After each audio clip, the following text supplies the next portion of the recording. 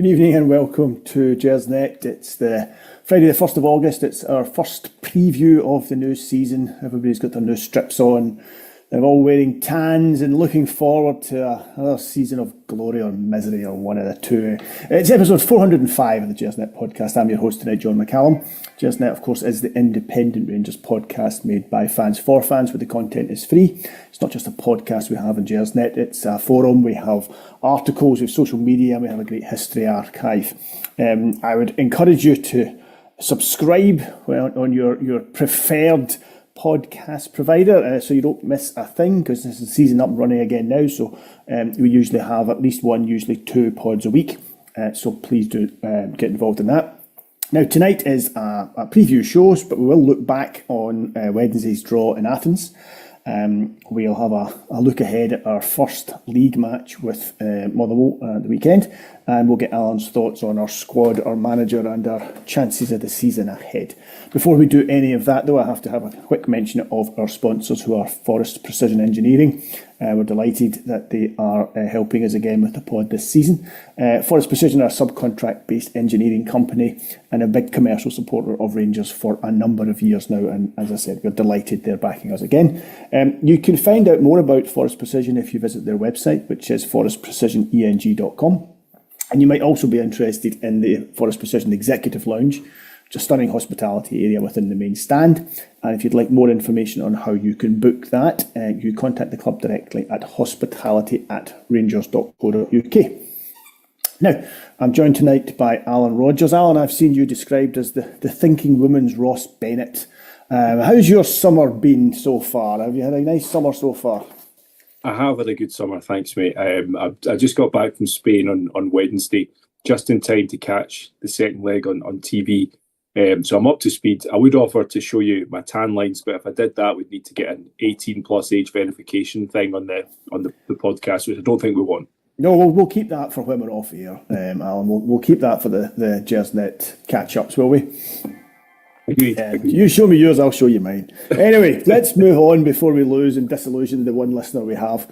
Panathinaikos. Let's start with Wednesday night. I'll be blunt. We're through. Is that all that matters? Is that all we should care about? Yeah, I mean, it is. I mean, when the draw was made, it was pretty much the worst draw we could have got. A tough Greek side, a tough away trip. You knew the heat was going to be bad. And it's a new regime, a new style of playing, lots of new squad members. Everybody thought this is probably going to come a wee bit too soon for this side, and I think if we'd been put out, I think the manager probably would have got away with it, just given the change over the summer, and they'd been a bit sympathetic. But as we saw from the potential draw that we'd have had for the Europa, that would have made life difficult as well. So there was a hell of a lot hinging on that tie, and just getting through, I think, by hook or by crook, was the goal, and we managed to achieve it against all the odds. So I think, despite the reservations that I think we do have about the performances and some of the players, I think we have to be happy that it's a really positive start to the season, and we have to hope that the squad can take confidence from it. Yeah, I mean, it's when all is said and done, I think you would agree that I've seen us play much better in Europe and lose and go out. So to play not particularly well over, I mean, of the two matches, of the four halves across the two matches, you could probably say we were the better team in one of them, and we weren't in the other three. And to have come through that and qualified, and in the end qualified by a wee bit to spare. I really kind of felt the Greeks had chucked it for the last 10-15 minutes. The wind really went out their sails when we scored, but I think it would be foolish of us not to try and read something into those matches. So I'm going to dismiss the friendlies, because I don't really think you learn a great deal in friendlies. So in the two competitive games we've played, what did we learn about how we're going to play this season? What's the plan, if anything? Can you read much from European matches? Does that translate easily into how we'll line up against St Mirren or Motherwell or whoever? Or do you think we got a glimpse of, or did you get a glimpse of what's in mind? I think we all got a glimpse of the way Russell Martin's going to want us to play. I mean, when he was appointed, there was various interviews, various podcasts that I watched with Southampton and Swansea fans, talking about Russell Martin, and they were all very complimentary about him. Good guy, gets on well with the players, popular. The players seem to like him, but the criticism they all had was he has a philosophy and he sticks to it 100%. Even when it's not going to plan. And we probably all remember his stint in the EPL with Southampton. That absolutely did not go to plan. But he continued instructing his team to play in a certain way. And let's be blunt, they got absolutely battered. And eventually got sacked. So the way we set up against Panathinaikos, again, a tough draw against a good side. And we played high-risk football. We did. I know that at the time I remember thinking, well, is this not a bit difficult? Is this not making life more difficult for ourselves? But we have to go with it because that's the manager's philosophy. I think that's how he's going to want us to play, no matter who the opponent is. I think his style is very much, I'll put my faith in the players that they know what they're doing. I will trust them to take risks and I will trust them to get through. Now, as much as there was several moments across those two legs where we had our hearts in our mouths and we were relying on Jack Butland, when it worked well. The second goal, primarily in the first leg, Gassama's goal at Ibrox, if you see it, that starts right on our corner flag with Aarons who passes it up. On the right side of our corner flag. And it goes right across to the left, and it's a great finish. That is a great goal. That is exactly what Russell Martin wants from this team. Play it out from the back, get it forward quickly. The Curtis goal was kind of similar. So when it works, I think you can see that it could be quite exciting. But I do recall watching an interview with a Southampton fan who said, look, I really like Russell Martin. He encourages a great style of football, but get ready to concede some absolutely horrific goals. That was what he was predicting for Rangers. And I think already we've seen that is going to happen. We were lucky because Butland stood up to it. Our Panathinaikos finishing was poor. But we could have conceded 2 or 3 absolute shockers across those two games. I remember last season when... before Dessers had his moment in the sunshine and found a bit of form, and he had been linked with AEK Athens. And I think it was on the podcast, I remember talking to one of the guys in the podcast and saying, geez, did the Greeks not watch him? I can't believe the Greeks want to sign him. Having watched Panathinaikos' forwards, Dessers will be like Ali McCoist there. I mean, they don't... I've never seen a team so inept in front of goal, and thankfully. Yeah. But even the goal he scored, I don't think the guy meant it. It skited off his head at some strange angle. I agree with you. Our second goal, our first goal, but our second goal certainly was a lovely move. But, I mean, if we'd been 4 or 5 down in the tie, but by half time in our second leg, I don't think any of us could have complained. I do agree with you that I don't think it would have put too much pressure on Martin. I think everybody accepts it's early days and he's still trying to get to know his team and things. You said an interesting thing there where you said he trusts the players. Has he met some of our players? It's one of these things. Trusting some of those players has not gone down well for some of the previous managers. Yeah, I think that's the big risk for him. He's going to put his faith in these players and tell them to play in this specific way that he likes. And that's all well and good on paper. Everybody can sit and think they're Pep Guardiola and they can play that, peak tiki-taka and all this stuff. But the vast majority of players aren't capable of doing it. See, the dog agrees with me. So, I don't know the primary example. Sorry about that. The primary example I think that we saw over the Panathinaikos ties was John Souttar.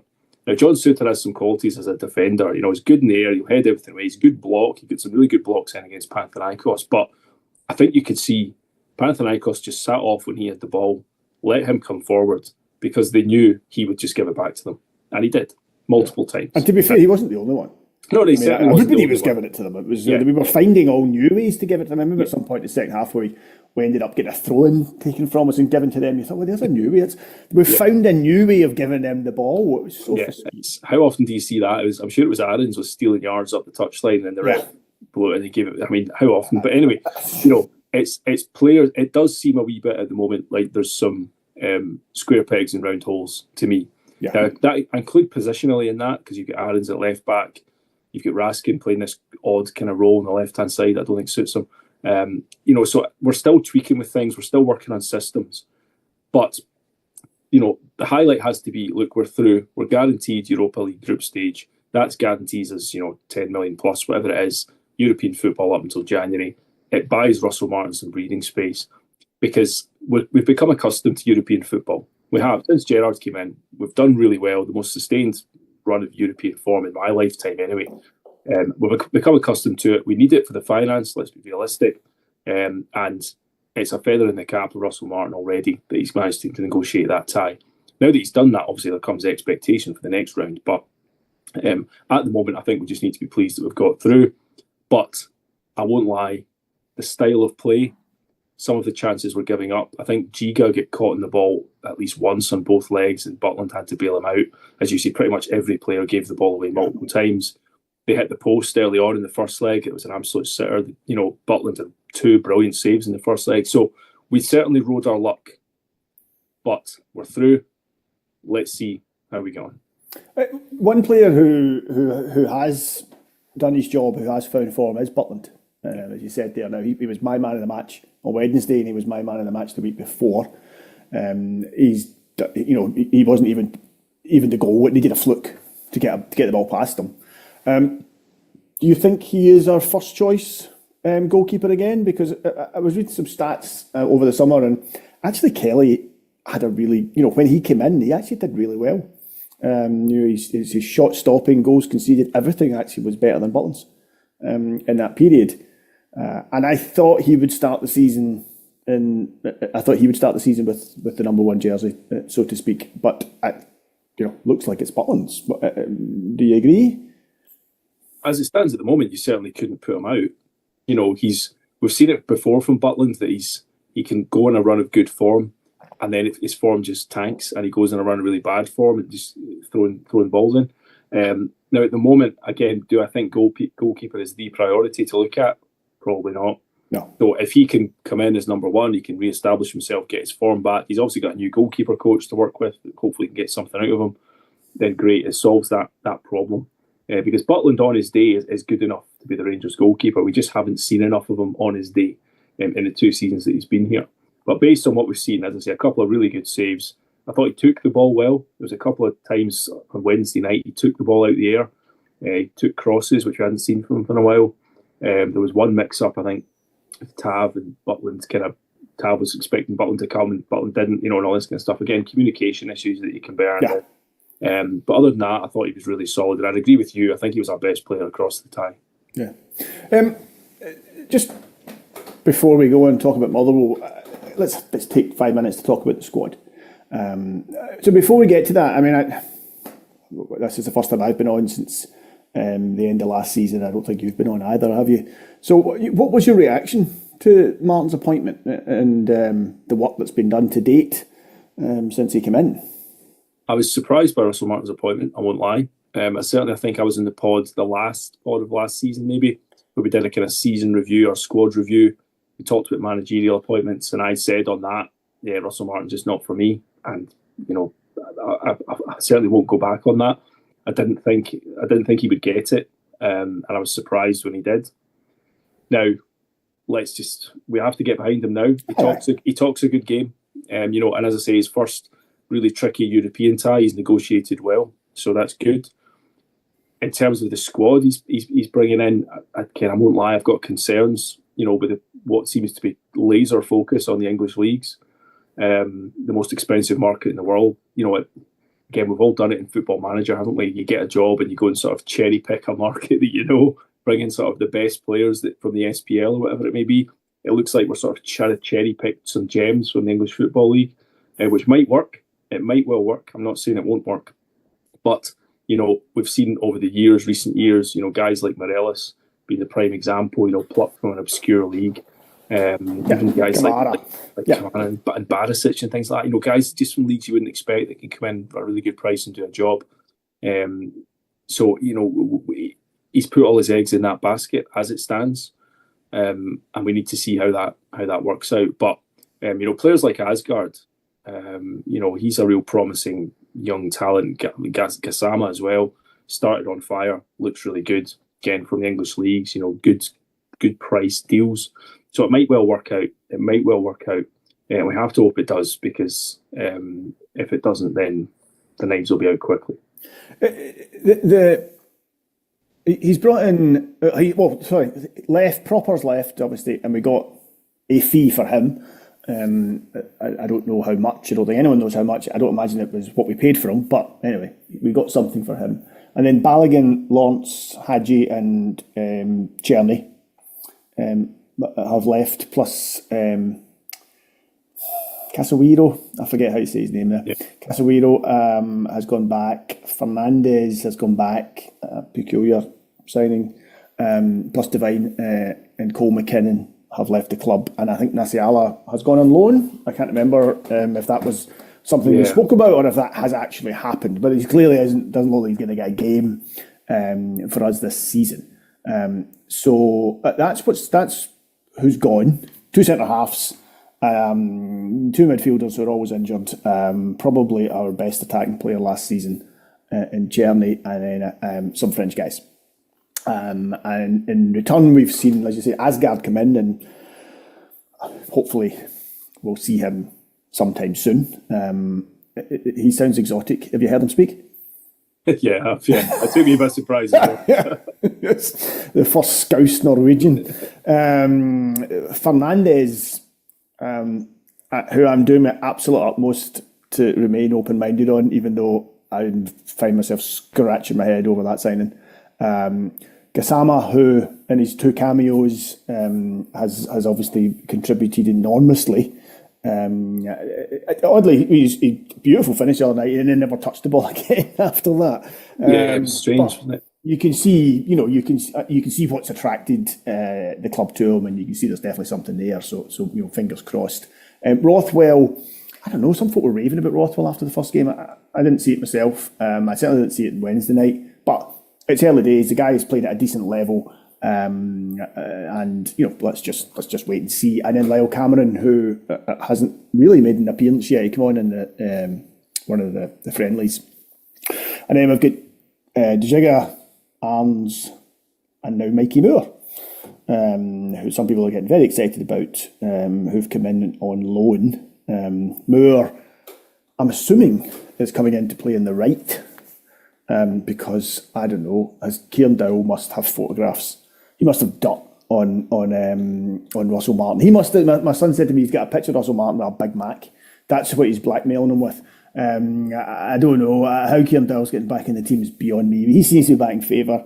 Cifuentes, Matondo, and Ben Davies are still at the club, but I think we have to assume that Davies is leaving. McCausland's talk about him leaving. Redvan, there's always talk about Redvan leaving. He never does. Numbers-wise, the squad's not that far away from last season, but I don't think it's as strong defensively as it was last season. And I think we're still missing something up front, although, it's maybe a wee bit early to judge some of these guys. Do you see anything else happening? This guarantee of European football until the end of the year, and the money that comes along with that surely means there's coffers available to bring in somebody, and if so, where? Yeah, I mean, I think so. I should say, just before I came on here, I was just looking on Twitter. McCausland has gone to Limassol tonight. Yeah, so that's him away. You're right. Good luck to him. Absolutely. Redvan, Davies, Cifuentes, these are the guys that will go as soon as they can sort it out. So I'm sure we will chop the squad. But, my primary concern is there's a couple of issues I see. Left-sided centre-half. When we signed Giga on loan, I presumed he would play left side with Suter on the right, and it's been the opposite way around. And it doesn't suit Suter. It makes Suter a poorer player. Yeah, and you can see certainly if he's been asked to come out with the ball at his feet to try and pass it, he cannot do it in his left. No. He certainly cannot do it if he's got Max Aarons to his left, who's also right-footed. Yeah. Makes this so incredibly narrow. So I think we need a left-sided centre-half, a first choice. If he's fit, he plays left-sided centre-half. And Suter would probably be demoted to sort of back up to Giga at that point, I would expect. Have you seen enough of Giga to... I've seen some really good moments and some really ropey moments. Ropey moments, again, getting caught in the ball, or like suicide balls across your own box. He needs to cut that out and cut it out yesterday.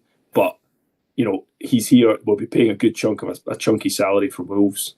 I'm sure he's going to play. I'm sure he's first choice. Yeah, I think look, even if he's not first choice, there's no way Sutter's getting through the season without picking up an injury. So he'll get game time. Yeah. So we need a first choice left sided centre half. I think we definitely need a first choice left back. I think it's clear Ridvan's on his way out. Russell Martin, he clearly isn't quite convinced by Jeffy. Aarons, I think, really struggles on the left because it's the wrong side. Yeah. So I think we'll buy a left back. And I actually think it makes, to have your entire left side of your team right footed. Yeah. I think puts us at a huge disadvantage. Yeah. If he's going to play Aarons at left back, then you need to put in a left footed left winger, left wide player. I think you could see that on Wednesday night. Although the game did kind of peter out by the sort of 70-minute mark, when Jeffy came on and was happier going outside on his left, and Aaron's moved to right, happy. The pitch was bigger all of a sudden, and it seemed a bit less frenetic. And I think that's just obvious. I mean, it's been since Warburton came in. Really, we've become accustomed to playing with attacking fullbacks. So suddenly seeing these fullbacks sitting back or inverting in front of the centre halves, it suddenly looks odd. And we need to get that balance right. Maybe it's just personnel at the moment that's making us play that way. But I'm sure we'll sign a left back. We also desperately need a striker. We do. Czerny's gone. Ingemann has disappeared. He's got an injury, or is he maybe on the way out? I think he's probably on the way out. Dessers looks to be on the way out as well. He's not starting games. That's 60 goals from last season that you've taken out the side. Danilo yet to score. Again, he works hard. Is he a lone front man in this system? I don't think he is. No, I don't think so. I think we need a big, broad striker that can play up front on his own and take on the centre halves on his own, and that isn't Danilo. So we need a striker, and we need a right-sided attacker, which I presume will be Asgard/Moore. So that position might be solved once people are fully fit. But I mean, Moore's 18 in a few days. He's not played much first team football. I think we have to be careful with the expectations there. I know folk rave about him and say, "Oh, he's going to be a star." We'll see. Well, you remember, look at we've got quite a history of getting in young players on loan from the English leagues, going back all the way to Vladimir Weiss, to John Terrell, to Emerson Hindman, to Odua, Zalalem. All these guys, they always come in. First 5 games, they start brilliantly, they look great, they completely fade away, and then they're quietly released with no fanfare at the end of the season. That's the pattern. Unfortunately, you're dead right. I don't mean any disrespect to us, but I think if he was as good as everybody says he is, Spurs aren't letting him come to us on loan for the season. I would slightly caveat that with he's a new manager's come in at Spurs, so maybe this manager just takes a slightly different view on it. Because he does seem, everything you look in the forums, seem incredibly highly rated, but highly rated at youth football level. Even at that point, from that status, only 1 in 10 will actually make it. Absolutely. But look, let's see. He talks a good game. The manager's got their faith in him. He's not going to play 60 games, but I'm sure he'll play his fair share. So let's see. So that position might well be solved. But we desperately, I think we're still struggling to create chances. Clear-cut chances we're struggling with. Okay, it's on the basis of 2 games, really. But we need something up front. We need a proper number 9 that's going to grab us goals. Yeah, or one of the ones that we've got to find his form again and settle down. Okay, talking of goals, this weekend sees our first league game of the season. Rangers used to have that reputation of being slow starters. And the last 2 years we've drawn and we've lost our first league game of the season. So hopefully this is the 3rd year running. We're going to Fir Park. We are 30 games unbeaten in the league at Fir Park. Last time we lost in the league was December 2002, and I remember that game. I was at that game. It was over Christmas. And a pal of mine was home, and we said, well, we'll try and get a ticket, and we went along. We managed to get tickets outside. It was miserable. It was perishing cold, and Motherwell beat as well. McFadden and that other guy, the wee ginger guy who ended up at Celtic, the two of them played us off the park that day. So that's my last memory of Rangers losing at Fir Park. So it's the second longest unbeaten league run in Rangers history. Yeah, who do you think the longest unbeaten run was? Where do you think that was? Did you read that today? Did you read the same thing I read? The longest unbeaten run. So the longest unbeaten run was 41 games, an away game. So in away ground, right? We won or drew 41 times there. Hamiltonakis? Capello. Capello, all right. Yeah. I wouldn't have guessed that. No, I realised that was. I thought you might have read. I thought you might have read the same things. I think you would do the same research I do, the important research we do for these things. This is all totally off the cuff, mate. So we could really have asked for a better opening match, could we? And actually looking at our fixtures, it's not a bad start to the season. Yeah, we've got Champions League qualifiers in August, obviously. And at the end of the month, we've got Celtic, but it's at home. Yeah. So it's not a bad start to the season. I mean, it is certainly, I think it would be fair to say, we should go into that Celtic game unbeaten. And frankly, we should probably go in, it's Motherwell, Dundee and St Mirren. We should go in with 9 points. Yeah. Let's see what happens tomorrow. But we couldn't really have asked for a better opening match, could we? No, I mean, I think you're right. And the whole run, I agree, it's imperative that we take maximum points this month in the league. Because of the start we've got, because of the expectation, there's new players coming in, there's money being invested. We need to maximise the points. Motherwell away, again, I wouldn't, to be honest, when you said that, I wouldn't have guessed that we're undefeated in so long. In the league. I think league, there might have been some cup games in there, but in the league. There are a few draws in there, I can think of. Definitely. Yeah, but it's one of these things. I'm really interested to see how it pans out tomorrow night, because we've only seen this style and this Russell Martin approach in European games against tough opposition. We're going to come up against a team tomorrow that you've got to assume is going to be more defensive, going to pack their box more, they're going to allow us more possession and allow us to come at them a little bit. So I'll be interested to see how this Russell Martin philosophy breaks down the low block, which is something that we're going to face. It will be interesting. What I'd say is, again, this might go in our favour, because Motherwell have got a new manager. It's his first league game. They had a decent run in their League Cup. They were unbeaten in the League Cup. But, not always playing the best of sides, but, they did win. I'm wondering if he is going to be fully indoctrinated into the Motherwell way of the flat back 10. I don't know. I think we might be getting them at the right time at home. First game of the season, new manager. They might just fancy having a go. They might just fancy. They might, and that's we might just get them at the right time. That's the beauty of it. If they come out and have a go at us, then the Russell Martin style tells us we should be able to counter them really well. Or if they play the low block, it's the challenge is for us to try and break them down. Yeah. So it'd be interesting. And that's my worry with how that. Yeah. It's interesting to see how that. Not so much thinking it's Motherwell. I actually do think timing might be right for Motherwell, but St Mirren in a couple of weeks' time. Dundee at home, they're not. They're coming to spoil. They're coming to be physical and give nothing away and try and hit us on the break or in a set piece. Yeah. And whether we have the players yet to deal with that, we'll find out. In the end, we'll find out. It's clear what he wants to do. It's just whether he has the players to do it. And he's got to remember what Scottish football's like. It is overly physical. These teams do play with their elbows up and they get away with it. Yeah. They will play for set pieces and this kind of thing. We remember it under Le Guen. We started playing quite good football, quite attacking football and open football under Le Guen. As soon as the opposition managers sort of twigged that we had a kind of soft defence, they started just going at us really rough and high balls in, and it just completely collapsed. And then, of course, you remember Walter came in halfway through, instantly signed 2 big centre-halves, and, Kevin Dawson sorted it. That just put some beef in the team because that's what it lacked. So, if we're going to play this expansive, everyone's got the ball at their feet, we're passing it, really quick triangles, all this kind of stuff, that's fine. But we need to be ready that opposition managers will try and counter that with strength and high balls and balls in behind, because there were certain points in Panathinaikos, our centre-halves were up on the halfway line. Yeah. And balls over the top. We had it in the Middlesbrough friendly as well. Balls over the top were causing us real problems. And balls over the top caused us problems last season. Yeah. This isn't something new. I mean, what Martin's style is not that dissimilar from what Clement was trying, was not that dissimilar to what Van Bronckhorst was trying. Is certainly, and my big concern about him is that it's almost Warburton-ish.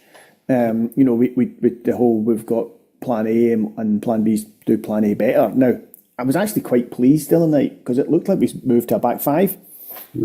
When Jeffy came on, I was looking thinking, what's he done here? and it looked like we'd gone to a back five. And I thought, okay, that's interesting. It's a fairly big tactical change during a match. Trying to shore it up clearly. Just thinking, right, that's us. We've got the 2-goal lead again. There's 20 minutes to go. Let's shore this up. And I thought it worked quite well.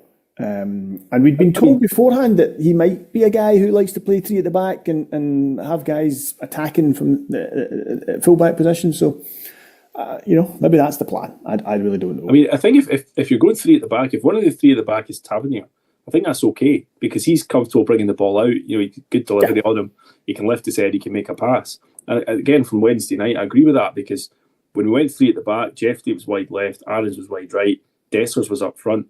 Dessers had a couple of good runs. He was clean. He had a chance to score, to be fair to him. Yeah, should have done better. Suddenly it worked. Okay, again, the game contextually, you've got to say it had petered out a little bit. Okay, fine. But a manager needs to be adaptable because you cannot play the same way every single week, in my view. If we're going to a game at Parkhead, we cannot play that way because they play, as far as I'm aware, with two fast wingers down the sides. And if we start going this narrow formation, everyone through the middle, we're going to get absolutely murdered on the wings. Yeah. So sometimes pragmatism has to win the day. But I think we bring Barry Ferguson back in to manage just for the Rangers Celtic games. Yeah, I think away again, would be up for that. Yeah, certain journalists would be up for that. But look, it's one of these things. The real test for Russell Martin starts tomorrow because, as I say, getting through against Panathinaikos is a real feather in his cap, and we're delighted with it. But he would have got away with it if they put us out. He will not get away with anything if we drop points tomorrow. No, Motherwell away will not be treated the same way as he has to win tomorrow by hook or by crook. Yeah, and that's or at least I think if we don't win, there has to be a performance. There has to be right. Okay, we can see what's happening. It's just poor finishing or right, just not quite coming off. That will come. Fans aren't stupid. Fans can tell. When Gerrard got that. People could see what Gerrard was doing. They could see the style we were building. And when it just fell short, the support were still supportive of that because they could see the growth. They could see the gradual improvement. That's what Martin has to do. The Rangers support can be very impatient. But also they can give people time if they see improvement. And that's what he's got to do. He's got to show improvement. And listen, he has to show improvement because it can't be... If it's as bad as it was the last two games, then, I don't know, he'll not be with us long. Last question, what's your starting lineup? It was interesting you started the game on Wednesday night with no changes from the first game. Yeah. Would you expect that side to start, or do you think he'll make changes? No, I mean, I'll expect Kasama to start for a start. I'm sure he will come in.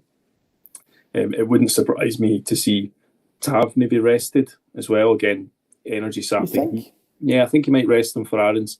I wouldn't be surprised to see Fernandez play. Why would you think Tav would get rested for Aarons when Aarons played the full game? I just think Tav... the last couple of seasons, Tav has started slowly. And I just think at his age, he might fancy the legs, Aaron's legs, a little bit more. I'm not saying I would do that. I just think Russell Martin might. And I think he might put Fernandez in, just for some height and some... just his first chance in the team to see how he does. And maybe the likes of Lyle Cameron coming in. Again, we've not really seen Cameron in competitive action so far. I wouldn't be surprised to see him start. And I wouldn't be surprised to see Dessers start in place of Danilo. Again, I don't think Danilo had a great game on Wednesday, but he did put in a power of running, I've got to say. So I think he might get rested as well. Because we do have a big squad now. And I'd be surprised if we get paperwork through and all the rest of it. I presume Moore will be on the bench, and if he is, I'm sure we'll see him at some point. So I think there'll be a few changes for tomorrow, but I'm sure the style will remain. Interesting. I don't see many changes. I think Curtis will drop out and Gassama will start, and all of that. I think it's the starting team from the other night. I think that's his first choice team. And I think that's the team he wants to build, and then he has changes. Danilo won't play the full game. Here's a question for you. You kind of alluded to it earlier. Would you play Rothwell tomorrow? I think he will. Yeah, I think he will. I think he's trying to get Diomande and Raskin further up the pitch to support which I think is a waste of Raskin. I think Raskin's best position is that central midfield. I think he was our most effective midfielder last year, and probably, arguably our best player. Certainly the second half of the season he was, and I think he's currently not being utilised as he should be. But it's early, it's early, and as I said, but none of us seen this Asgard guy play yet. So it'll be interesting to see what he brings to it, where they're thinking of starting him. I think Danilo will start because Agaman, like you said, I don't know if he's injured or he's out the picture just now or whatever. And Dessers, I think, is just a little behind in fitness. I think he's just not quite there with fitness yet. So I think he'll start with Danilo again. But I don't know. I don't think he'll start the boy Moore. I think he'll come in. I think he'll come off the bench. As soon, like you say, the paperwork's through, then assuming he'll come off the bench. I don't think he'll start either. So I think Dowell will start, much to my horror. But yeah, it's a strange one. Again, it's just, for me, there's just a few too many players not in their premium position. Exactly. Yeah. It just makes it awkward again. I think taking Raskin out of the six is a mistake. I've got to say, I think that's wrong. But we're all talking about, we might sell Raskin for, 8 figures this summer. And now we've moved him to this position. I just don't think suits him at all. Yeah. And Rothwell, I think Rothwell's been okay, but nothing spectacular. And I certainly don't think it's worth moving Raskin to accommodate him.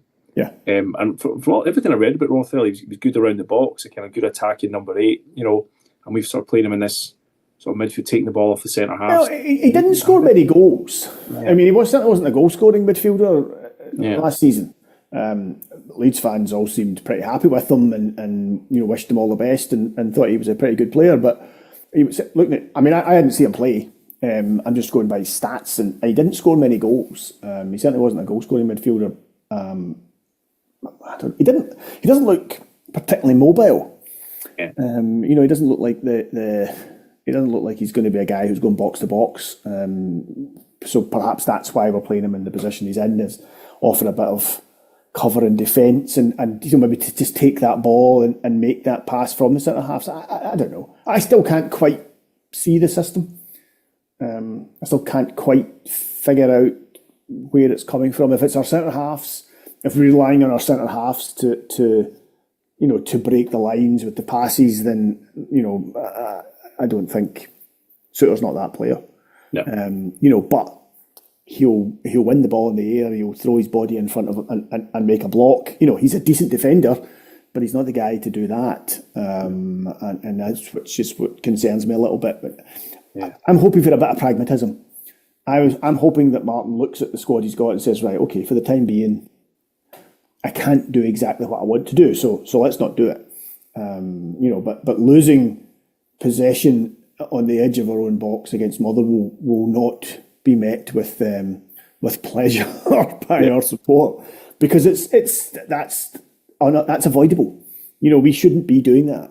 Yeah, and how it goes. Our luck will be, the Greek international strikers couldn't hit, the Kowsars with a banjo, but some jobber from Motherwell that you've never heard of in your life is going to put one in the top corner. If we give exactly. Some guy that just signed from Barrow and Furness for for about 30 quid. Yeah, it's 100% going to happen. And who's in the middle tomorrow will be desperate to give penalties to Motherwell. We know that. Any kind of joshing in the box, these kind of things, last ditch tackles. It's a baptism of fire in Scottish football. It always is. Yeah. Just don't put ourselves under undue pressure, I think would be the thing. But just let's see. Is that what you're saying? Just punt it up, get it in the box. I think what you need is variety. There are definitely times when I prefer passing football. I'd much prefer us play that way. I'd much prefer we did that. That period under Gerrard where we did play that type of football and we played it really successfully. Was wonderful to watch. Even Warburton's first season was fantastic. We played beautiful possession football. We kept the ball. We did things with it. But teams have got wise to that. That's what Van Bronckhorst was doing. And he couldn't break. We didn't have the players to break down defences. Defences knew how to keep us out. So I do think you need. If they're going to squeeze the pitch, then you need players that you can put the ball over the top. If you're playing fast guys out wide, then if they're going to run into space, you need to be able to play that ball, and their team need to know that you can do that. so that they don't. So then their defence sits a bit deeper and it creates a bit more space, and I think you do need to have that variety. Whereas if we become predictable, well, every team plays you 4 times. After the second time, they've figured out how you play. Yeah. And then they're just trying to figure out how to stop you. There was a criticism made of Clement recently. In fact, it might have been in last week's podcast, that he was too reliant on these good players for a bit of magic. That the squad, there wasn't a style of play as such. We needed the good play. We needed Cherny to do something special. We needed Igaman to do something special. That's how we were going to win a match. And I think it's a fair criticism. I think that is the case. But I think that's what you need in Scotland. I think Celtic have done that now for a number of years, where they've had 2 or 3 guys who are just better than pretty much everyone else in the league and who could just give them a bit of magic when they need it. And there's a need. No team's going to win the league without that. But I don't know. We'll see who's got that. It's maybe Gassama, maybe it's this young fella Moore. I don't know. We'll see. Time will tell. Well, I'm looking forward to it. I saw that. I actually am now. I was a wee bit like you. Can't say I was excited by the appointment of Martin. I can't say the signing policy of the Championship and League One in England has particularly excited me either. Bringing in guys on loan never excites me. But I'm not despondent. I am now looking forward to the season starting. Let's see how it goes, and you just never know. We're out of luck. Maybe we're going to have a bit of luck this year. We're due a bit. Yeah. Based on Panathinaikos finishing on Wednesday night, then we might have used up all our luck. But let's not think negatively. Fingers crossed. Right, Alan, thanks very much for giving up your Friday night and coming on and sharing your wisdom with us. And I hope you have a pleasant weekend, particularly tomorrow. Do what you want on Sunday, I don't care, but enjoy tomorrow. Cheers, mate. I shall see you at some point again soon. Yes, absolutely. I hope so. And if I could just remind everybody that the podcast is available on a number of different platforms: Acast, iTunes, YouTube, Castbox, Stitcher, and Spotify. And as I said earlier on, if you subscribe, then you will never miss one. Our next podcast is on Sunday night, and I believe it is Rob, Alex, and Ben who will be coming in, and they'll be looking back at the Motherwell game and probably looking forward to our game against the Czechs coming up through the week. Lastly, visit the Gersnet forum, visit the website if you get a chance. So anyway, that's it from me and Alan. So good night, and let's hope we have a good season.